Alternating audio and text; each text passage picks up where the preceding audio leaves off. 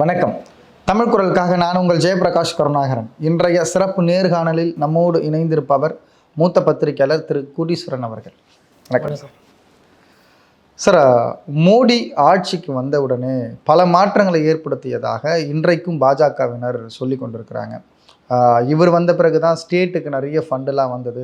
தற்பொழுது கூட அமைச்சர் நிர்மலா சீதாராமன் அவர்கள் அதெல்லாம் பேசிட்டு போனாங்க. ஆனால் இன்றைக்கு ஒரு நிதி ஆயோக்கினுடைய சிஇஓவாக இருக்கிற விவிஆர் சுப்பிரமணியன் அப்படின்றவர் ஒரு ஆர்டிக்கல் வெளியில் வருது. அவர் பேசினதா ஒரு கூட்டத்தில் ஒரு கான்ஃபரன்ஸில் பேசுகிறார். எக்கனாமிக்ஸ்டெல்லாம் சேர்ந்து பேசுகிற ஒரு கான்ஃபரன்ஸில் பேசியிருக்காரு. கிட்டத்தட்ட மோடி ஆட்சிக்கு வந்த அந்த ஒரு மாதத்துக்குள்ளே இடைக்கால பட்ஜெட் ஒன்று காங்கிரஸால் கொடுக்கப்பட்டது. அதன் பிறகு போட்ட அந்த நிதி கமிஷன் நிதி குழுவில் 42% இருக்கிறத 33% மாற்றுங்க, ஸ்டேட்டு கொடுக்குற ஃபண்டு அப்படின்ற மாதிரியான ஒரு அழுத்தம் கொடுத்ததாக ஒரு தகவல் சொல்கிறாரு. இதை நீங்கள் எப்படி பார்க்குறீங்க சார்? அதாவது இந்த தரவானது பார்த்திங்கன்னா இப்போது சமீபத்தில் செய்திகளில் கூட இது ஊடகத்தில் வந்திருக்கு. அவர் பேசின அந்த வீடியோ, அந்த கிளிப்ஸ் இப்போது ஏதோ காரணங்களால் அது இல்லை. கிட்டத்தட்ட ஒரு 500 பேர் தான் பார்த்துருக்குறாங்க. அது எடுத்துட்டாங்களா என்னன்னு தெரியல. பட் ஆனால் எழுத்து வடிவத்தில் செய்தித்தாளில், அதுவும் சுருக்கமாக சொன்னால் இன்டர்நேஷ்னல் மேகசின்ஸு ஜேர்னலிஸ்ட் கூட இது வந்திருக்கு. இந்த மாதிரி இந்தியாவில் பிரைம் மினிஸ்டர் அவங்களோட மாநிலத்துக்கு போக வேண்டிய டேக்ஸஸ்லாம் கட் பண்ணுங்கள், எல்லாமே மத்திய அரசின் கீழ் வரட்டும் அப்படின்ற மாதிரி ஒரு வியூகத்தில், ஒரு திட்டத்தில் ஒரு சில விஷயங்களை கையெடுத்து வைத்தார். அதில் கிட்டத்தட்ட அவங்க வெற்றியும் பெற்றிருக்காங்கன்னு தான் நம்ம பார்க்கணும். இதில் எனக்கு ஒரு பத்திரிகையாளராக இதில் எந்த ரகசியமும் இல்லை. இது எல்லாமே திரை மறைவில் பின்னாடி மறைமுகமாக நடந்துகிட்டு இருந்த ஒரு விஷயம். பிளானிங் கமிஷன் இருக்குது. பிளானிங் கமிஷனோட நோக்கம் என்னென்னா, ஒரு நாட்டில் 5 வருஷத்துக்கு ஒருக்கா ஒரு திட்டத்தை மாற்றி அமைக்கணும். அடுத்த 5 வருஷத்துக்கு என்ன திட்டம் பண்ண போகிறோம், அதுக்கு அடுத்த 5 வருஷம் என்ன. இப்போ 10வது பிளானிங் கமிஷன், 11வது பிளானிங் கமிஷன், 12வது பிளானிங் கமிஷன்ற மாதிரி பிளானிங் கமிஷனை மையமாக வைத்து தான் நம்மளோட அரசியல் அமைப்புகள் அதை மையமாக வைத்து அதுக்கு பணம் கொடுப்பாங்க. அதற்கேற்றாற்போல் திட்டம் நடக்கும். பிளானிங் கமிஷனோட அந்த ஒட்டுமொத்த கண்ட்ரோல் பார்த்திங்கன்னா மத்திய அரசு கீழே இருக்கும். அப்போ பிளானிங் கமிஷன் ஒன்று இருந்துச்சுன்னா, பிளானிங் கமிஷன் அட்டவணை, பிளானிங் கமிஷனோட அந்த வரைமுறைகள், பிளானிங் கமிஷனோட அந்த ரூல்ஸ் கண்டிஷன்ஸ், இதை வைத்து நம்ம ஆட்சி செய்தோன்னா அது நமக்கு ஒத்து வராது. மாநிலங்களுக்கு அதிக நிதியை தரணும். வாங்கிக்கிறது அதிகமான நிதியை வாங்கிக்கிட்டு அதில் ஒரு பகுதியை தான் பிளானிங் கமிஷனே தந்தது. கிட்டத்தட்ட பிளானிங் கமிஷன் பண்ணிக்கிட்டு இருந்ததே ஒரு ஓர வஞ்சனை. கிட்டத்தட்ட குறிப்பாக சொல்லணும்னா தென்னிந்தியாவை இருட்டடிப்புன்னு சொல்லலாம். அதுதான் தான் அறிஞர் அண்ணா அன்றைக்கே சொல்லியிருந்தார், வடக்கு வாழ்கிறது தெற்கே தேய்கிறது, நாங்கள் கொடுக்குற காசுக்கு நீங்கள் எங்களுக்கு திருப்பி தரமாட்டேன்றீங்கன்னு. பிளானிங் கமிஷன் இருந்த காலத்திலேயே இந்த ஒரு பிரச்சனை, இந்த ஒரு கூட்டாட்சி தத்துவத்துக்கு கீழே ஒரு ஓர வஞ்சனை இருந்தது உண்மை. இதை அன்றைய முதலமைச்சர்கள் இல்லை அன்றைக்கு இருந்த ஆட்சியாளர்கள், குறிப்பாக சொன்னால் தென்னிந்தியாவில் தமிழகத்திலிருந்து எதிர்குரல் கொடுத்துக்கிட்டு இருந்தாங்க. ஸோ பிளானிங் கமிஷன் பண்ணுறதே ஒரு ஓர வஞ்சனையாக இருந்த காலத்தில் அதற்கு பின்னாடி அதை இன்னும் மாற்றி அதற்கு நித்தி ஆயோக்கின் பெயர் மாற்றம் பண்ணி பிளானிங் கமிஷனை டோட்டலாக காலி பண்ணி நித்தி ஆயோக்னு ஒரு புதிய அமைப்பை கொண்டு அந்த நித்தி ஆயோக்கின் கீழே ஒட்டுமொத்தமாக இன்னும் குரல் வழியை நசுக்கியிருக்காங்க. இப்போ இது எதுக்கு நம்ம பிளானிங் கமிஷன் நித்தி ஆயோகம் சொல்கிறோன்னா, ஒரு விஷயத்தை எதுக்கு பேர் மாற்றினாங்க, எதுக்கு புதுசாக அது செய்கின்ற தன்மை, அது செய்கின்ற வேலை ஒன்று தான். இது திட்டம் போட்டு ஒரு வருவாயில் அந்த ஒரு வருவாய்க்கு எவ்வளவு செலவு பண்ணோம், அந்த காசு எந்தெந்த மாநிலத்துக்கு எந்தெந்த திட்டத்துக்கு எவ்வளவு போனோம், வருவாய் என்ன, செலவு என்ன, திட்டங்கள் என்னன்னு பிரித்து கையாள்வது தான் பிளானிங் கமிஷனோட வேலை. அந்த பிளானிங் கமிஷனை இவங்க காலி பண்ணிவிட்டு நித்தி ஆயோக் அதை முன்னாடி கொண்டு நித்தி ஆயோக் மூலிமா ஒரு சில விஷயங்களை செய்கிறாங்க. இப்போ இது என்ன மாதிரி பாதிப்பெல்லாம் கொண்டு வந்திருக்கு அப்படின்னு பார்த்தீங்கன்னா, உதாரணத்துக்கு நீங்கள் மாநில பேரிடர் சொல்லலாம். இப்போ முன்னாடி பார்த்திங்கன்னா இந்த state disaster fund, national disaster ஃபண்டுன்னு இருக்கும். இப்போது ஏதோ நித்தி ஆயோக் மூலிமா தான் மாநிலத்துக்கு வர வேண்டியது குறைஞ்சதுன்றது பொருள் கிடையாது. உங்களுக்கு பேரிடர் மேலாண்மையிலுமே பார்த்திங்கன்னா வர வேண்டிய வருவாய் குறைஞ்சிருக்கு. அதே மாதிரி டிவால்வேஷன் ஆஃப் ஃபண்ட்ஸ்ன்னு சொல்லுவாங்க, கேபிட்டல் அலோகேஷன்வாங்க, அதுக்கப்புறம் உங்களுக்கு ரயில்வே பட்ஜெட் ஆகட்டும், அதுக்கப்புறம் கேபிட்டல் எக்ஸ்பெண்டிச்சர் சொல்லுவாங்க. இப்போ இதெல்லாமே ஒரு தலைப்பின் கீழ் ஒரு அமௌண்ட் ஒதுக்குவாங்க.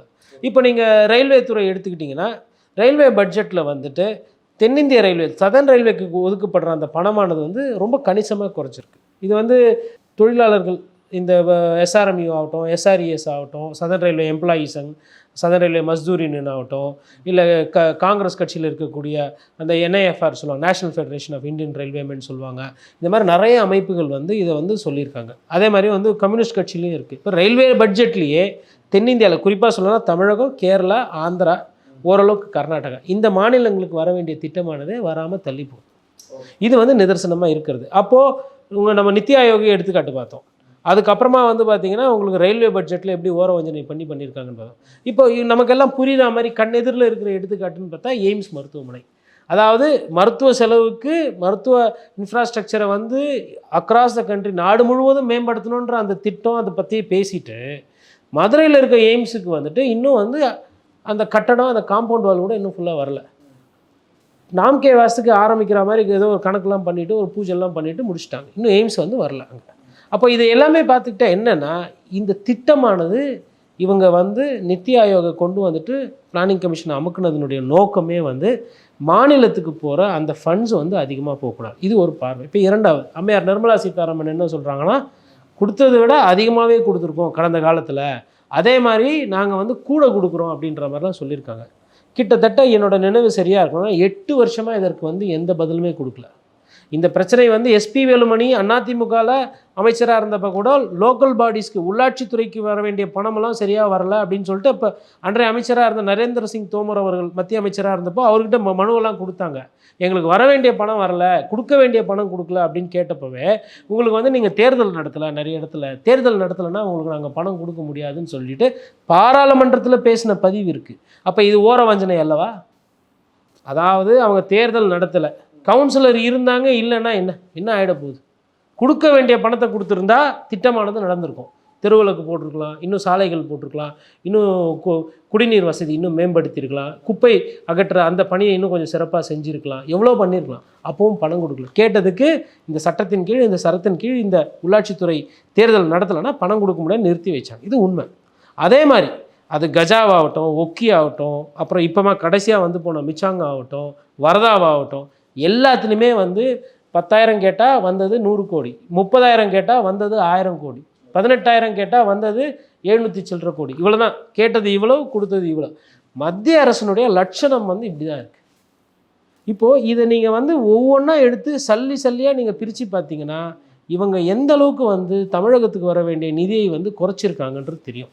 இப்போ இதெல்லாம் கூட்டி கழித்து பார்த்துட்டு யாரோ வந்து அம்மையாருக்கு வந்து கணக்கு போட்டு கொடுத்துருப்பாங்க போல. அதை வைத்து இப்பொழுது என்ன சொல்கிறாங்கன்னா வந்து இல்லை நாங்கள் கேட்டதை விட கூடுதலாக கொடுத்துட்டோம், நிதி நிலைமை இப்படின்னு சொல்லிட்டு அந்த நம்பர்ஸ்லாம் சொல்கிறாங்க. என்னோடய கேள்வி என்னென்னா, இந்த பிரச்சனையானது இன்றைக்கி புதுசாக பேசுகிற பிரச்சனை இல்லை, கிட்டத்தட்ட 8-9 வருஷமாக பேசிகிட்டு இருக்காங்க.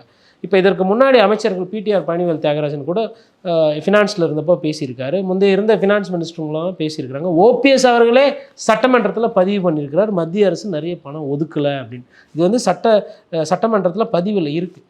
அப்போது அன்றைக்கெல்லாம் கம்முன்னு இருந்துக்கிட்டு 9 வருஷமாக பதில் சொல்லலை. நீங்கள் ஒரு வழக்கு கூட தொடரலாம். எந்த அடிப்படையில் இப்படி சொல்கிறீங்க? இது வந்து மிக முக்கியமான குற்றச்சாட்டு. நாங்கள் பணம் கொடுக்கலையா, நாங்கள் கொடுத்த பணம் எங்கே? அவதூறு வழக்கு கூட தொடர்ந்துருக்கலாம். ராகுல் காந்தி மோடின்ற ஒரு பேரை சொல்லிட்டாருன்னு சொல்லிட்டு அவதூறு வழக்கு தொடர தெரியுது. மாநிலங்களுக்கு வர வேண்டிய பணம் அந்தந்த மாநிலத்துக்கு சரியாக வரணும்னு அந்தந்த மாநில தலைவர்கள் பேசுகிறப்போ 9 வருஷமாக மௌனியாக இருந்துட்டு இப்போ நீங்கள் ஒரு நம்பரை சொல்கிறீங்க. தேர்தல் நேரத்தில் இப்போ நீங்கள் சொல்கிற இந்த நம்பரை நாங்கள் எப்படி ஏற்றுக்கிறது? அதாவது 9 வருஷமாக அவங்க பொய் சொன்னாங்கன்னே வச்சுப்போம். நீங்கள் ஒரு நடவடிக்கையோ இல்லை ஒரு வழக்கோ இல்லை வந்து எதையுமே நீங்கள் வந்து ஒரு அறிக்கையோ வெளியிடலை, ஒரு வெள்ளை அறிக்கையோ இல்லை வந்து ஒரு இதுதான் நம்பர்னு சொல்லிட்டு ஒரு பத்திரிகையாளர் சந்திப்பில் நீங்கள் சொல்லலை. திடீர்னு தேர்தலுக்கு முந்தைய காலத்தில் ஒரு 6 மாதம் இருக்கும் பொழுது நாங்கள் எல்லாத்தையும் கொடுத்துட்டோம், எந்த நிலுவையும் இல்லை, இன்ஃபேக்ட் வர்றதை விட கூடவே கொடுத்துட்டோம் அப்படின்னா அப்போ நீங்கள் என்ன வேற எங்கன்னா உலக வங்கியிலேருந்து எதனா கடன் எக்ஸ்ட்ராவாக வாங்கி கொடுத்தீங்களா? இல்லை இப்போ உங்கள் பொருளாதாரம் இப்போ பின்தங்கி போயிருக்கா? 9 வருஷமாக அமைதியாக இருந்துட்டு இந்த விஷயத்தில் இப்போ திடீர்னு பேசுகிறீங்கன்னா எனக்கு இதனுடைய இந்த நம்பிக்கை தன்மையில் ஒரு கேள்விக்குறி வருது. இது இரண்டாவது பார்வை. மூன்றாவது, இப்போ ரயில்வே எடுத்துக்கும், இல்லை ஒரு பாலம் கட்டுறது எடுத்துக்கும், நிதி கொடுத்தோன்றாங்க. நிதி எங்கே கொடுக்குறாங்க? இவங்க டிசைன் பில்ட் ஆப்ரேட்டர் டிரான்ஸ்ஃபர் மோடில் தான் அரசாங்கம் நடக்குது, மத்திய அரசும் சரி மாநில அரசும் சரி. இதற்கு என்ன பொருள்னா, ஒரு வியாபாரி வருவாங்க, அவங்களுக்கு இடத்த கையகப்படுத்தி கொடுத்துருவாங்க, அவங்க பேரில் எல்லாத்தையும் பட்டா கிட்ட எல்லாத்தையும் மாற்றிக்கிட்டு அவங்க கட்டடத்தை கட்டிட்டு அதில் போகிற நம்ம சாமானிய மக்கள்கிட்ட காசை உறிஞ்சிக்கிட்டு வரியை வாங்கிக்கிட்டு அவங்க லாபத்தை பார்த்துட்டு அந்த பார்த்த லாபத்தில் கொஞ்சம் வந்து அரசாங்கத்துக்கு கொடுப்பாங்க. இதுக்கு பேர் தான் டிசைன் பில்ட் ஆப்ரேட் டிரான்ஸ்ஃபர். வெள்ளைக்காரன் வந்து கொள்ளையடித்ததுக்கும் இப்போ கான்ட்ராக்டர்காரனை வச்சு கொள்ளையடிக்கிறதுக்கும் பெரிய வித்தியாசம் கிடையாது. இப்போ பிரிட்ஜு ஒன்று போட்டாங்க, எங்கே அட்டல் சேது பிரிட்ஜு போட்டிருக்கிறாங்க, 22 கிலோமீட்ரு. உலகத்திலே வந்து ஒரு சிறப்பான ஒரு பிரிட்ஜு. நவி மும்பையும் மெயின்லேண்டு மகாராஷ்டிராத்தையும் இணைக்கிற ஒரு மும்பை, அதெல்லாம் வரவேற்கிறோம். இப்போ அதில் வந்து நீங்கள் ஒரு காரில் நீங்கள் போகணுன்னா ஒரு மாதத்துக்கு அந்த பக்கமாக டெய்லி போகிறீங்க அப்படின்னா ஒரு வருஷத்துக்கு வந்து இப்போ டெய்லியும் போயிட்டு வரவங்களுக்கு தேவை இருக்கலாம். யாரோ ஒரு ஒரு ஒரு ஒரு கொஞ்சம் பேர் போகிறாங்கன்னு வச்சுக்கோங்களேன், ஒரு 100கணக்கான பேர் போகிறாங்கன்னு வச்சுக்கோங்களேன், பாஸ் எடுத்தாங்கன்னா 1,50,000 பாஸ் ஒரு வருஷத்துக்கு. எவ்வளவு? ஒரு காருக்கு அந்த பாலத்து வழியாக தினம் போயிட்டு வரணுன்னா 1,50,000. ஒரு லாரி அந்த பக்கம் சரக்கை ஏற்றிக்கிட்டு சரக்கை கொண்டு போய் வரணுன்னா 5,00,000. அப்போது ஒரு லாரி வாங்குறாங்களோ இல்லை ஒரு கார் வாங்குறாங்களோ, காராச்சும் ஓகே இவங்க சொல்லிடுவாங்க பணக்காரங்க போகிறது, காரெல்லாம் இன்றைக்கி வந்து நிறைய பேர் வாங்க ஆரம்பிச்சிட்டாங்க. என்னோட நோக்கம் வந்து ஒரு பத்திரிக்கையாளனா நான் என்ன பார்க்குறேன்னா, அமெரிக்கா போல் இந்தியாவில் நிறைய பேர் காரில் போகணுன்றது தான் என்னோட ஆசை. இந்த ஏழை பாழைகளாகவே இருக்கணும், நீங்கள் சொல்கிற மத அரசியல் வாக்கு அரசியல் தாண்டி மக்கள் வந்து பணக்காரங்களாக இருக்கணும் அப்படின்னு பார்க்கும்போது காரோட எண்ணிக்கை ஏறும் இந்தியாவில். அப்போ ஒரு 1,50,000 நீங்கள் வந்து ஒரு கார் போயிட்டு வர்றதுக்கு வாங்குறீங்க. சரி, அதை கூட விட்ருங்க. இப்போது தக்காளியோ இல்லை வெங்காயமோ ஒரு இடத்துலேருந்து ஒரு இடத்துக்கு போகணும், இல்லை உருளைக்கிழங்கு போகணும் அப்படின்னா, அப்போ அந்த போக்குவரத்தில் அங்கே ட்ரக்கு போகிறதுக்கு அடிக்கடி வருஷத்துக்கு ஒரு வாட்டி போனோன்னா 5,00,000. அப்போ அந்த லாரி வாங்கினப்போ டீசல் போடும்போது வரி கட்டுறாங்க. இந்த லாரி வாங்கினப்போ அதற்கு வந்து நீங்கள் வந்து ஜிஎஸ்டி போடுறீங்க, அதுக்கப்புறம் அதுக்கு ரோட் டேக்ஸ் வாங்குறீங்க, அதுக்கப்புறமா சுங்க வரி வாங்குறீங்க, டால் பிளாசா. இது இல்லாமல் இந்த ரோடை சிறப்பு வழிச்சாலையாக வந்து வாங்கிட்டு இதற்கும் நீங்கள் காசு வாங்குறீங்க. இது டாலை விட அதிகமான ரேட்டு. இது நீங்கள் சொல்லலாம் இது சுங்க வரி தானே, சுங்க வரியை விட இது அதிகமாக இருக்குது. அப்போ 5 விதமான வருவாயை வந்து ஒரு வாகனத்துக்கிட்ட வந்து நீங்கள் பெறுறீங்க. அது வாகனம் 4 சக்கரமாக இருந்தால் ஒரு வருமானம், 6ஆக இருந்தால் ஒரு வருமானம், 8ஆக இருந்தால் வருமானம். கடைசியில் பாதிக்கப்பட போகிறது என்னவோ மக்கள் தான். நீங்கள் என்ன சொல்கிறீங்க, நாங்கள் வந்து இதை கொடுத்துருக்கோம், இன்ஃப்ராஸ்ட்ரக்சரை கொடுத்துருக்குறோம், அதனால் இது வளர்ச்சின்றீங்க. நாங்கள் என்ன பார்க்குறோன்னா மக்களோட உழைப்பை சுரண்டுகின்ற ஒரு பார்வையாகவும் பார்க்கலாம். இப்போ இதற்கு வெள்ளைக்காரனே இருந்திருக்கலாம் இல்லையா? வெள்ளைக்காரன் இருந்ததாலும் இதுதான் பண்ணியிருக்க போகிறோம். அவங்க என்ன பண்ணாங்க, கட்டடம் கட்டினாங்க, கல்லூரி கட்டினாங்க, அவங்களோட இனத்தை திணிச்சாங்க, அவங்களுக்கு வரி வர்றதுக்கு உண்டான வழிவகைகள் பண்ணாங்க, வியாபாரம் பண்ணாங்க. என்ன அவங்க கொடி அப்போ வந்து வெள்ளைக்கார கொடி இருந்தது, இப்போ அந்த கொடியை எடுத்துகிட்டு போய்ட்டு இந்திய கொடி போட்டு நீங்கள் அதே வேலையை தான் பண்ணுறீங்க. அப்போ இது எல்லாமே வைத்து பார்க்கும்போது வியாபார ரீதியாக என்ன பண்ணணுமோ அதை தான் இவங்க செய்கிறாங்க. இதற்கு அடிக்கடி பேர் மாறும், ஃபினான்ஸ் கமிஷன் வரும், அப்புறம் நித்தி ஆயோக்னு வரும், அதுக்கப்புறமா வந்து ஒரு பேரை வைத்து அதுக்கு மக்களை வந்து சுரண்டுகின்ற வேலை தான் இது. சரிங்க சார், இப்போது நித்தி ஆயோக் வந்த பிறகு இதெல்லாம் மாற்றங்கள் அல்லது நித்தி ஆயோக்குனால ஒரு இம்பேக்ட் ஏற்பட்டிருக்குன்னு புரிஞ்சிக்க முடியுது. ஆனால் அதற்கு முன்பாகவே போடப்பட்ட அந்த பிளானிங் கமிஷனில் தான் சேஞ்சஸ் சொல்கிறாரு. இப்போது நிதிக்குழு அந்த திட்டக்குழு கொடுத்த அந்த அறிக்கையை ஒரு தனிப்பட்ட முறையில் போய் ஒரு அழுத்தத்தை கொடுக்கலாமா ஒரு பிரதமர்? அதாவதுங்க, நீங்கள் நிதி இதுவெல்லாம் பற்றி பேசுகிறீங்க, அவரை பற்றி ஒரு சின்ன சம்பவம் நான் சொல்லிவிட்டு அதுக்கப்புறம் சொல்கிறேன். குஜராத்தில் வந்து சிங்கங்கள் எண்ணிக்கை அதிகம். அங்கே வந்துட்டு சிங்கத்தை வந்து இவர் ஆட்சி வர காலத்தில் உடனே என்ன ஆகுதுன்னா, சிங்கத்தை வந்து தேசிய மிருகமாக அறிவிக்கணும் அப்படின்னு சொல்லி ஒரு ப்ரொப்போசல் ஒன்று வந்துச்சு குஜராத்லேருந்து. உடனே எல்லாருமே பாரதிய ஜனதா கட்சியில் எல்லாருக்குமே ஒரு ஆர்வம், அதை பண்ணிடலாம் குஜராத்துக்கு அப்படின்ற மாதிரி. அப்போது இவங்களுக்கு என்னென்னா, இது வந்து ஒரு பார்வை. ஆட்சிக்கு வந்த பிறகு, ஆட்சிக்கு வர்றதுக்கு முன்னாடி என்ன பார்வைனா, அதே குஜராத்தில் இருக்க சிங்கத்தை பக்கத்தில் இருக்கிற அண்டை மாநிலத்தில் கேட்குறாங்க, மத்திய பிரதேசம் அது மாதிரி இடத்துலலாம் கேட்குறாங்க. கேட்கும்போது நாங்கள் கொடுக்க மாட்டோம், இது வந்து குஜராத்தின் சின்னம், சிங்கம் என்பது குஜராத் கிட்ட ஒண்டி தான் இருக்குது இன்றைக்கி இந்தியாவில், இதை வேறு எந்த மாநிலத்துக்கும் நாங்கள் தரமாட்டோம்.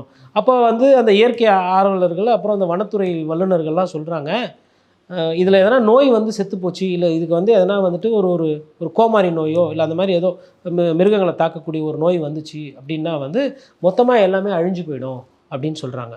அதை பற்றிலாம் எதுவுமே செவி கொள்ளாமல் அமைதியாக இருந்துட்டு ஆட்சிக்கு வந்ததுக்கு பார்க்குறோம் சிங்கத்தை வந்து ஒட்டுமொத்த இந்தியா காக்கணுன்னாங்க. அப்போ இதுல இருந்து என்ன புரிஞ்சுக்கிறேன்னா, அவருக்கு மொத்தமாக வந்து ஒட்டுமொத்த நாட்டை நோக்கி பார்க்குற பார்வையே என்பது பிரதமர் ஆனதுக்கு பிறகு தான் அதை பற்றி அவர் பேசுகிறார். பிரதமர் ஆவறதுக்கு முன்னாடி இவர் வந்து வேல்யூ ஆடட் டேக்ஸை விமர்சனம் பண்ணவர், ஜிஎஸ்டி எதிர்த்தவர், இவர் வந்து ஆதாரை எதிர்த்தவர். அதே ஆட்சிக்கு வந்த பிறகு இவர் வேகமாக பண்ணார். அப்போ ஒரு விலங்கு விஷயத்தில் கூட அந்த தாராளமான தன்மை, அந்த குணம் இல்லாத ஒரு நபர் தான் இன்றைய பிரதமர் அவர்கள். அப்போ பிரதமர் வந்துட்டதுக்கப்புறம் அப்போ நித்தி ஆயோக்னு அவர் மாற்றினதுக்கு காரணமே வந்து அந்த அடக்குமுறை கொண்டு வரணும், மாநிலங்களுக்கு போகக்கூடிய அந்த பணத்தை வந்து நம்ம கண்ட்ரோல் பண்ணால் எல்லாமே நம்ம கையில் இருக்கும், நம்ம சொல் பேச்சு இவங்கெல்லாம் கேட்பாங்கன்றது அது புரிதல். இப்போ ரெண்டாவது கேள்வி நீங்கள் கேட்டிங்க, இது பண்ணது அவர் சரிதானா, இது முறைதானான்னு. இது பிரதமர் மோடி அவர்களுக்கு பொருந்தாது. காரணம் என்னென்னா, பிரதமர் மோடி அவர்கள் வாஜ்பாயோ இல்லை வந்து திரு நரசிம்மராவோ இல்லை குஜரால் அவர்களோ இல்லை அதற்கு முன்னாடி இருந்த மன்மோகன் சிங்கோ இல்லை. இவரோட பாணியே தனி. இவருக்கு எது நான் என்னை சார்ந்தது எனக்கு எது பிடிக்குதோ அப்படின்ற போக்கில் அரசியல் போகிறவர். இவருக்கு வந்து நீங்கள் இந்த பன்முகத்தன்மை தேவையில்லையா, எல்லாத்தையும் எல்லாருக்கும் பகிர்ந்து கொடுக்கணுமே, இது கூட்டாட்சி தத்துவம் தானே அப்படின்ற அந்த பொருள் எதுவுமே இவருக்கு வந்து எடுபடாது. இல்லை, இதை ஒரு அரசு நடைமுறையாக பண்ணுறத கூட பண்ணலாமே. ஒரு கான்ஃபரன்ஸை வச்சு இதுக்கு மாதிரி சிக்கல் இருக்குது, நெருக்கடி இருக்குது, அதனால் குறைக்கலாம் அப்படின்ற மாதிரி ஒரு திட்டம் போடலாம். ஆனால் இது தனிப்பட்ட முறையில் பண்ணும்போது ஒரு காழ்ப்புணர்ச்சியோடு பண்ணுறாரா? இல்லை, காழ்ப்புணர்ச்சின்றது அவர்கிட்ட இருக்கிற ஒரு விஷயம் தானே, அது இல்லாத ஒரு விஷயன்றது நம்ம இல்லாமல் பார்க்க முடியாது. இல்லை, அவரே மாநில முதல்வராக இருக்கும்போது மாநில அரசுகளுக்கு வந்து நிதி கம்மியாக இருக்குன்னு காங்கிரஸை நோக்கி கேள்வி. அதுதான் சொல்கிறேன். இது வந்து நீங்கள் வந்து ஒரு உயரிய கொள்கையை, ஒரு நிரந்தரமான ஒரு நல்ல சிந்தனையை வந்து இன்னைக்கு இருக்கக்கூடிய ஒரு பிரதமர்கிட்ட எதிர்பார்க்குறீங்க. இதெல்லாம் வந்து தலை சிறந்த குணங்கள். இதை நீங்கள் தலை சிறந்த மக்கள்கிட்டயோ தலைவர்கள்கிட்ட தான் நீங்கள் எதிர்பார்க்கணும். பிரதமர் மோடி அவர்கள்கிட்ட இது எதிர்பார்க்கறது தவறு அப்படின்ற மாதிரி தான் அவரோட லட்சணம் இருக்கிறது. புரியுதுங்களா? அதாவது நான் என்ன சொல்கிறேன்னா, மீனவர்கள் பிரச்சனை ஆகட்டும், இவங்க என்ன சொன்னாங்க, மீனவர்கள் வந்து நம்ம பார்டரை தாண்டி போய் மீன் பிடிக்கிறாங்க, அதனால் வந்து மற்ற நாட்டினர் வந்து அரசு கைது செய்து இது வந்து நாங்கள் பிரதமர் ஆனால் எங்கள் ஆட்சி வந்ததுன்னா இந்திய மீனவன் மீது, அதுவும் தமிழக மீனவருக்கும் சொன்னாங்க, ஒருத்தன் கை வைக்க மாட்டான்னு சொல்லிலாம் பிரச்சாரம் பண்ணாங்க. ராமேஸ்வரத்தில் பிரச்சாரம் பண்ணாங்க, எல்லா இடத்துலையும் பிரச்சாரம் பண்ணாங்க, பாம்பே கிட்ட பிரச்சாரம் பண்ணாங்க, கேரளாவில் போய் பிரச்சாரம் பண்ணாங்க. இன்றைக்கி இயல்பான நிலை அதுதானா? எல்லா பிரதமரும் அடிக்கடி லெட்டர் எழுதுறீங்களா, கடிதம் எழுதுறீங்களா? யாருக்கு எழுதுறீங்க? எக்ஸ்டர்னல் அஃபேர்ஸ் மினிஸ்ட்ரிக்கு லெட்டர் எழுதி எங்கள் மீனவரை பிடிச்சின்னு போயிட்டாங்க, ஓமான்லேருந்து பிடிச்சின்னு போயிட்டாங்க, ஸ்ரீலங்காலேருந்து பிடிச்சிட்டு போயிட்டாங்க, அங்கே பிடிச்சிட்டு போயிட்டாங்க, இங்கே பிடிச்சிட்டு போயிட்டாங்க, அதனால் அவங்கள வந்து பாதுகாப்பாக கூட்டுவாங்கன்னு கடிதம் எழுதுறீங்க. அப்போ அந்த பிரச்சாரமானது என்னாச்சு? இப்போ பிரச்சாரம் இன்னொரு திட்டம் சொன்னாங்க, இதை எப்படி நீங்கள் சாத்தியம் பண்ணுவீங்க, இங்கே இருக்கிற மீனவர் அங்கே போய் வந்து மீன் பிடிக்காமல் இருக்கிறத நீங்கள் எப்படி தடுப்பீங்க அப்படின்னு கேட்டதுக்கு என்ன சொன்னாங்கன்னா, நாங்கள் வந்து கடலில் வந்து உற்பத்தியை பெருக்குவோம், மீன் வளத்தை பெருக்குவோம், கோரல் ரீஃபிங் பண்ணுவோம், டீப் சி ரான்ச்சிங் பண்ணுவோம் அப்படின்லாம் ஒரு சிலதெல்லாம் பேசினாங்க. அதுக்கெலாம் என்ன பொருள்னா, இதெல்லாம் பிளானிங் கமிஷன் போடுறது, நித்தி ஆயோக் போன சம்மந்தமானதில், மினிஸ்ட்ரி ஆஃப் டெய்ரி, அந்த ஃபிஷரிஸு, அந்த யூனியன் மினிஸ்ட்ரியிலையும் இதெல்லாம் பேசப்பட்ட சப்ஜெக்ட். நான் சொல்கிறது என்ன பொருள்னா, கடல்லே ஒரு இடத்த வந்து மையப்படுத்தி அதுலேயே அங்கேயே இனப்பெருக்கம் பண்ணி பண்ணுறது. அதுக்கப்புறம் இஸ்ரோ மூலமா வந்து சேட்டலைட்டில் நாங்கள் மானிட்டர் பண்ணி எங்கே மீன் வளம் அதிகமாக இருக்கோ அந்த இடத்த வந்து துல்லியமாக நம்ம இந்திய மீனவருக்கு நாங்கள் கொடுப்போம், அதை வைத்து அவங்க போய் அங்கே மீன் பிடிச்சி அவங்க வியாபாரம் பெருசாகும் அப்படிலாம் சொன்னாங்க. அப்படிலாம் ஆகியிருந்தால் மீனவர்கள் ஒட்டுமொத்த தென்னிந்தியாவில் இப்படி இருக்கிறாங்க. இந்த சைடு ஆரம்பிச்சிங்கன்னா பாம்பேலேருந்து கேரளா வந்து, அதுக்கப்புறம் அப்படியே ஆந்திரா வந்து, தமிழகம் வந்து இப்படியே போகுது மேலே கோவா வரலாம். இந்த சைடு 7000 கிலோமீட்டர் மீனவர்களோட வாழ்வாதாரமோ இல்லை மீனவர்களோட ஆண்டு வருமானம் 2 மடங்கு ஆயிருக்கா? அப்போ இது எல்லாமே வந்து இவங்க வந்து ஒரு அந்த நேரத்தில் ஒரு கருத்தை சொல்லிவிட்டு அந்த நேரத்தில் ஒரு விஷயத்தை சொல்லிவிட்டு போயிடுறது. மீனுக்குமே வந்து வரியை போடணும், டின் ஃபுட்டில் போட்டால் அதுக்கு ஜிஎஸ்டி வருமா வராதுன்னு சொல்லிட்டு அது ஒரு பஞ்சாயத்து தனியாக ஓடிச்சு. அப்போ மொத்த முழுக்க எதையாவது ஒன்று சொல்லி காலம் தாழ்த்து போயிடணும். இது இவங்களோட லட்சணம். போன காலத்தில் காங்கிரஸ் ஆட்சி காலத்தில் இயற்கைக்கு ஒவ்வாத கொஞ்சம் கூட ஒத்து வராத ஒரு திட்டமான ராமர் சேதுவை வந்து கட்டுறன்னு சொல்லி கட்டி பல்லாயிரக்கணக்கான கோடிக்கணக்கான பணத்தை எடுத்துகிட்டு போய் அதில் போட்டு ட்ரெட்ஜிங் கார்பரேஷன் ஆஃப் இந்தியா வச்சு ஃபஸ்ட்டு நோண்டினாங்க. அதுக்கப்புறம் அந்த கிட்டு உடச்சி அந்த கப்பலால் நோண்ட முடியலன்னா அதுக்கப்புறமா என்ன பண்ணாங்க, அதற்கு முன்னாடி வெளிநாட்டில் இருந்தெல்லாம் கொண்டு வந்துலாம் இதுதான் பண்ணாங்க. பணம் செலவாகி போச்சு. திட்டத்தை எங்கன்னா கடலை காட்டுவாங்க. அப்போ என்ன சொல்கிறேன்னா, மத்திய அரசு என்பது பேசும்போது இனிக்க பேசும், ஆனால் அவங்களோட நடைமுறை, அவங்களோட கொள்கை, அவங்களோட சிந்தனை பார்த்திங்கன்னா மாற்றாந்தாய் மனப்பக்குவம் தான். இது காங்கிரஸ் ஆட்சி காலத்துலையும் இருந்தது, அது இப்பொழுது பிஜேபி காலத்தில் அதிகமாக இருக்குது. இப்போ நீங்கள் சொல்கிறது வந்து அந்த மாற்றாந்தாய் பக்குவம் இல்லாத மனநிலையில் இருக்கவங்ககிட்ட நீங்கள் அதை எதிர்பார்க்கலாம். இது முறைதானா, இப்படி பண்ணலாமா, இதை வந்து ஒரு பிரதமராக இருக்கிறவரே வந்து இந்த மாதிரி வரியை வந்து மாநிலத்துக்கு போகிற வரியை குறைக்கலாமான்னு. இன்னொரு எடுத்துக்காட்டு சொல்கிறேன். இப்போ மீனவர்கள் சொன்னோம், இப்போ பிஎம் கிசான் ஸ்கீம் இருக்குது, அதாவது விவசாயி சம்மந்தப்பட்ட அந்த திட்டங்கள்லாம் இருக்குது. அதில் வந்து உங்களுக்கு வந்து ரொம்ப முக்கியமானது வந்து அந்த பயிர் காப்பீடு திட்டம். பயிர் காப்பீடு திட்டமானது தமிழக விவசாயிகளுக்கு வந்து முன்னாடி இருந்ததை விட கிட்டத்தட்ட 30-40 விழுக்காடு குறைஞ்சிருக்கு. இந்த வருஷம் அது இன்னும் குறைய போகுதுன்னு சொல்லிட்டு ஆய்வு சொல்லுது. ஏன் குறையுது அப்படின்னு பார்த்தீங்கன்னா, இவங்க என்ன சொல்கிறாங்கன்னா, மாநில அரசு வந்து அதை வந்து அந்த என்ரோல்மெண்ட்டு சரியாக பண்ணலை, கணக்கெடுப்பு பண்ணி சரியாக கொடுக்கல அப்படின்னு இவங்க சொல்கிறாங்க. நம்ம என்ன கேட்குறோன்னா, மாநில அரசு சரியாகவே பண்ணலை, மாநில அரசு வேஸ்ட் இப்படி வச்சுக்குவோம் ஒரு வாதத்துக்கு. நீங்கள் மத்திய அரசு தானே கொடுக்கணுன்ற எண்ணம் இருந்தால், ஆதார் கார்டு உங்ககிட்ட இருக்குது, பேங்க்கு உங்கள் பேச்சு தான் கேட்கும், பேங்க்கெல்லாம் உங்கள் பாக்கெட்டில் இருக்குது, பேங்க்கு நீங்கள் சொல்கிறத கேட்க போகுது, அப்புறம் பணம் கொடுக்குறதுக்கு நீங்கள் தயாராக இருக்கிறீங்க. ஆதாரு, பேங்க்கு, விவசாயி, மத்திய அரசு, இந்த 4த்தையும் ஒரே நேர்கோட்டில் போட்டு கொடுக்க வேண்டிய பணத்தை நீங்களே கொடுக்கலாமே கணக்கெடுத்து. அப்போ நீங்கள் எதுக்கு மாநில அரசுங்களை வந்து ஒரு காரியமாக சொல்லி, அப்போ அதாவது மாநில அரசு வேலை செய்யலைன்னா அதை தொய்வாக காட்டி நம்ம கொடுக்க வேண்டிய பணத்தை விவசாயிக்கு கொடுக்காம விவசாயிக்கு பட்டநாமம் போடலான்னு சொல்லிட்டு தான் நீங்கள் போட்டுட்ருக்கீங்க. பயிர் காப்பீடு திட்டமும் வந்து எதுக்கு நீங்கள் ஃபஸ்ட்டு கொண்டு வந்தீங்க? ஏன் அரசாங்கமே எல்ஐசியை வைத்து நடத்தியிருக்கலாமே, எதற்கு தனியாரை வந்து நீங்கள் அதில் சேர்த்தீங்க? அப்போ தனியாருக்கு கொள்ளை லாபம் போகிறதுக்கு உண்டான காசை தான் கொடுத்தீங்க. விவசாயிங்க ஏன் இப்போ வந்து மாநில அரசுக்கு கொடுக்க மாட்டேன்றாங்கன்னா, 100 ரூபா, 700 ரூபா, 800 ரூபா, நான் சொல்கிறதெல்லாம் வந்து விவசாயிக்கு போன வருஷத்தில் கிடைச்ச காம்பன்சேஷன். அதாவது பயிர் நட்டமாகி போய்விட்டது. தஞ்சாவூர்லேயோ திருச்சியிலையோ இல்லை இங்கே சைடு ஒரத்தநாடோ இல்லை நீங்கள் வந்து இந்த இடத்துலலாம் டெல்டாவில் அவங்க வந்து காம்பன்சேஷன் அப்ளை பண்ணுறாங்க. பேப்பர் கொடுத்து அவங்களுக்கு திருப்பி பேங்க்குக்கு வங்கிக்கு வந்த கணக்கு வேலூர்லலாம் வந்து ஒருத்தருக்கு 300 சில்லற ரூபாய் வந்ததுங்க. இது ஒரு ஏக்கருக்கு கணக்கா சார்? ஒரு ஏக்கர் கணக்குங்க சார். ஒரு ஏக்கருக்கு நீ ஒன்றும் இல்லை, நான் சொல்கிறது எதுவுமே இல்லாத செய்தி இல்லை. நான் வந்தது எல்லாமே ஊடகத்தில் செய்தித்தாளில் வந்தது. டிடி நெக்ஸ்ட் பத்திரிகையில் வெள்ளூரில் ஒரு விவசாயிக்கு 300 சில்லற ரூபா வந்தது. அதே மாதிரி இன்னொரு பத்திரிகையில், தமிழ் பத்திரிகையில் ஒருத்தருக்கு 800 சில்லற ரூபா வந்தது. ஒருத்தர் வருஷம் பூரா வந்து கஷ்டப்பட்டுட்டு நிலத்தை உழுது ஒரு 6 மாதம் தான் வச்சுக்கோங்களேன் பயிரை வச்சு, அதுக்கு வந்து பயிர் காப்பீடும் கட்டி மத்திய அரசுக்கிட்டையும் மாநில அரசு அதிகாரிங்கிட்ட லோலோன்னு அலைஞ்சி, அதுக்கப்புறம் அந்த அப்ளிகேஷனை போட்டு பேங்க்குக்காரங்கிட்ட போய் சொல்லி இன்சூரன்ஸ்காரனுக்கு ஃபோனை போட்டு திருப்பி 800 ரூபா இல்லை 400 ரூபா உங்களுக்கு வந்ததுன்னா உங்களோட எண்ணோட்டம் எப்படி இருக்கும்? இன்றைக்கி பேசுகிறாங்க வாய் கிழிய, மத்திய அரசு வந்து விவசாயிக்கு அதை செஞ்சுது, மீனவருக்கு இதை செஞ்சுது. நான் கேட்குறது அடிப்படை கேள்வி. அப்போது இவங்களோட எண்ணோட்டம் என்னவா இருக்குன்றது தான் முக்கியம். இது நீங்கள் என்னென்னா பேர் வச்சுக்கோங்க, நித்தி ஆயோக் வச்சுக்கோங்க, கிசான் ஸ்கீம் வச்சுக்கோங்க, இல்லை வாயிலே வராத இந்தி வார்த்தை கூட வச்சுக்கோங்க. களத்தில் ஃபீல்டில் இதுதான் நிலவரம். அப்போ இது மாறல. பிளானிங் கமிஷன் ஒரு காலத்தில் சொன்னீங்க, அப்புறம் நித்தி ஆயோக்னு ஒரு காலத்தில் சொன்னீங்க. பெயர் மாற்றம் இருக்குது தவிர்த்து மீனவர்கள் பாதுகாப்பு பிரச்சனையிலேருந்து ஆரம்பித்து வாழ்வாதார பிரச்சனை மாற்றம் இல்லை. விவசாயிகளோட நிலைமையும் இன்றைக்கி இதுதான். அப்போ இதுதான் இன்றைக்கி யதார்த்தமான நிலை. புரியுது சார். இப்போது ஒரு ஒன்றிய அரசு இந்த மாதிரியான இயக்கத்தில் பல சிக்கல்கள் இருக்கும், அதில் சில தவறுகள்லாம் இருக்குது. இப்போது அந்த திட்ட கமிஷனில் நடந்ததையே திரும்பவும் கொண்டு வர வேண்டியதாக இருக்குது. என்னென்னா இப்போது இது வந்த செய்தி என்பது இந்திய ஊடகத்தில் வரலை, ஒரு அந்நிய ஊடகத்தில் வந்தது. இப்போது எலெக்ஷனை நோக்கி இருக்கிற நேரத்தில் இது போன்ற ஒரு செய்தி வருவது ஆளும் கட்சிக்கு ஆபத்தாய் விளைவிக்குமா? அதற்காகத்தான் இது கொண்டு வரப்பட்டதா? இதை எப்படி நம்ம புரிஞ்சுக்கணும்? எந்த ஆபத்தும் வராதுங்க. என்ன தான் செய்தித்தாளில், அது இந்திய செய்தித்தாளோ இல்லை வந்து வேறு இருக்கக்கூடிய நாட்டிலேருந்து வர செய்தித்தாளில் வந்திருந்தாலும் சரி, ஒரு வெளிநாட்டு ஊடகம் வந்து மோடி அவர்கள் வந்து டிவைடர் இன் சீஃப்னு போட்டு தலைவகம் போட்டாங்க. அதாவது இவர் வந்து மக்களை பிளவுபடுத்துறதுல இவர் தான் ராஜா, மக்களை பிளவுபடுத்துறதுல இவரை மிஞ்சிக்கிறதுக்கு ஆளுமே இல்லை அப்படின்ற மாதிரிலாம் தலைப்பு போட்டாங்க.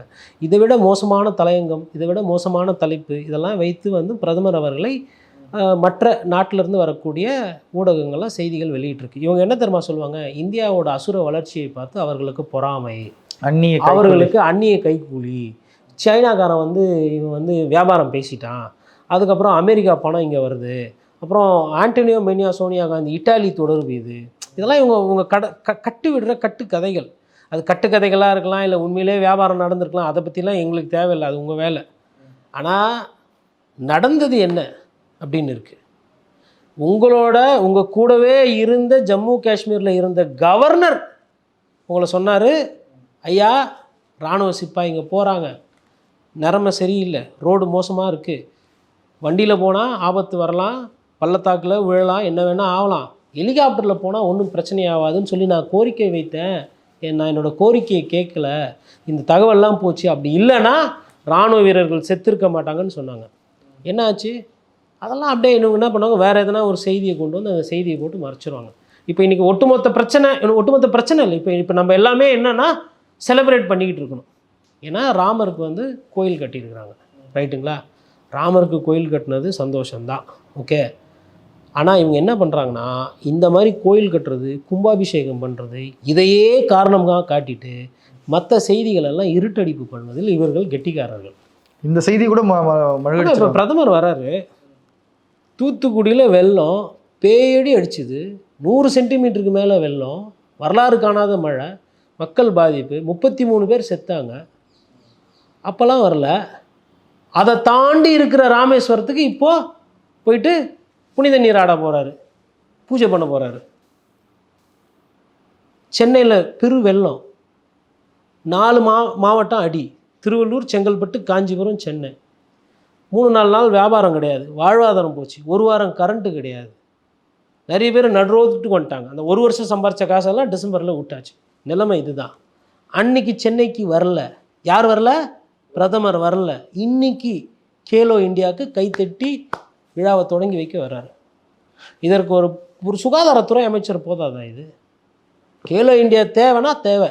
நம்ம ஊரில் இருக்கிற சிறிய பிள்ளைகள் உடல் ரீதியாக நல்லா இருக்கணும், ஸ்போர்ட்ஸ் வளரணும்னா சத்தியமாக தேவை. ஆனால் அவர் எதுக்கு முக்கியத்துவம் கொடுக்குறாரு? இந்த மாதிரி விழா, இந்த மாதிரி பூஜை, திறப்பு விழா, அடிக்கல் நாட்டுறது, ரிப்பன் கட் பண்ணுறதுக்கெலாம் வருவார். சாவு, சடங்கு, வெள்ளப்பெருக்கு, வாழ்வாதார பாதிப்பு, மீனவன் பிரச்சனை, விவசாய பிரச்சனைகள்லாம் வரமாட்டார். அப்போ இவரோட எண்ணோட்டம் என்ன? சரி, இதெல்லாம் யார் பேசணும்? எதிர்கட்சி பேசணும். எதிர்கட்சி ஏன் பேசும்? பேசாது. ஏன் பேசாது? ஊழல் குற்றச்சாட்டுகள், குடும்ப அரசியல். அவங்க எதை பேசக்கூடாதுன்னு நம்ம நினைப்போமோ, அவங்க ராமர்னா இவங்க ராமரை பற்றி எதனா பேசி வாயில் வார்த்தையை விட்டு மாட்டிக்குவாங்க. சனாதனம் அப்படின்றது தமிழகத்தில் இருக்கக்கூடிய பெருவாரியான இந்துக்களுக்கு தெரியாத ஒரு வார்த்தை, மறந்த வார்த்தை, நடைமுறையில் இல்லாத வார்த்தை. அந்த வார்த்தையை இன்றைக்கி அதிகமாக பாப்புலர் பண்ணது யார்? அவங்க அதை தான் விரும்புகிறாங்க. பண்ணியிருக்கீங்க. நேற்று கூட பாருங்கள், ஸ்போர்ட்ஸ் துறை அமைச்சர் பேசியிருக்கிறாரு.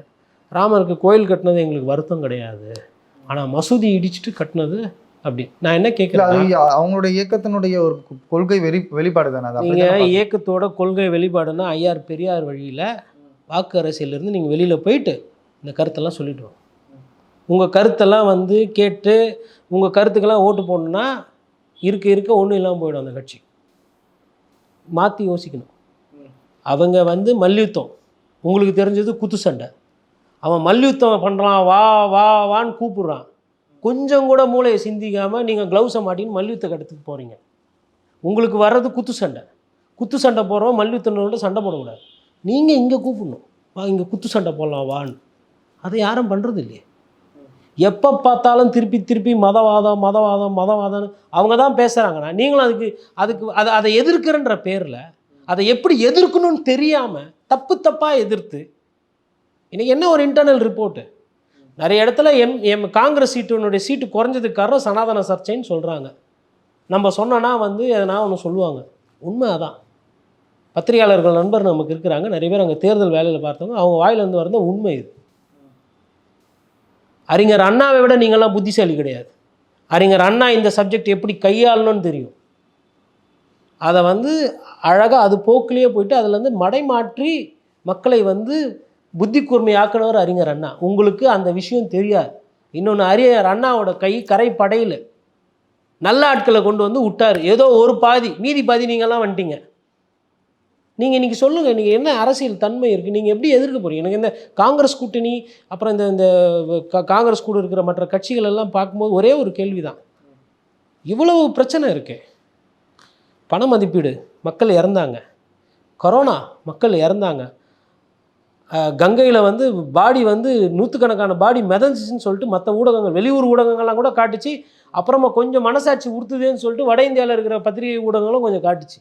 கொரோனாவில் அவ்வளோ பாதிப்பு, பண மதிப்பீடு. அதுக்கப்புறமா உங்களுக்கு பார்த்திங்கன்னா நாட்டையே உழுக்குன மாதிரி உங்களுக்கு ஜிஎஸ்டி கொண்டு வந்தீங்க, மொத்தமாக வாழ்வாதார பிரச்சனைகள். அதுக்கப்புறமா எல்லா மாநிலத்திலுமே புறவழியில் ஆட்சி பிடிக்கிறது. மகாராஷ்டிரா எடுத்துக்குவோம், இல்லை உங்களுக்கு கோவா எடுத்துக்கோங்க, இல்லைனா உங்களுக்கு கர்நாடகாவில் பார்த்தோம் கடந்த காலத்தில். முன்னாடி எல்லாத்துலேயுமே கொஞ்சம் கூட அந்த ஒரு மலிவே இல்லாமல் மத்திய பிரதேஷ்லேயும் அப்படி தான் வந்தாங்க ஃபஸ்ட்டு. இப்போ தான் ஜெயிச்சு வந்தாங்க. இப்போ இவ்வளோ ஜனநாயக விஷயங்கள், இவ்வளோ பிரச்சனைகளையும் பண்ணிவிட்டு திருப்பியும் அவங்களால வர முடியுதுன்னா காரணம் என்ன? நீங்கள் சரியில்லை. இப்போ இவ்வளவும் பண்ணிவிட்டு இப்போது என்ன பேசுகிறாங்க?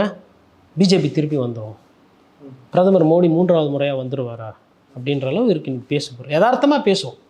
தமிழகத்தில் இருந்து பிஜேபி பார்க்கக்கூடாது, டெல்லியிலேருந்து தான் பார்க்கணும் பிஜேபி, இல்லை வேறு மாநிலத்திலேருந்து தான் பார்க்கணும் பிஜேபி, வட இந்தியாவிலேருந்து தான் பார்க்கணும். அப்போ இந்த பேசு பொருள் வருதுன்னா நீங்கள் பண்ணுற இந்த அரசியல் தானே காரணம். டைம் சார், மிக ஆழமான கருத்துக்களை பதிவு செஞ்சீங்க. உங்களுடைய நேரத்திற்கும் உங்களுடைய கருத்துக்கும் மிக்க நன்றி. நன்றி.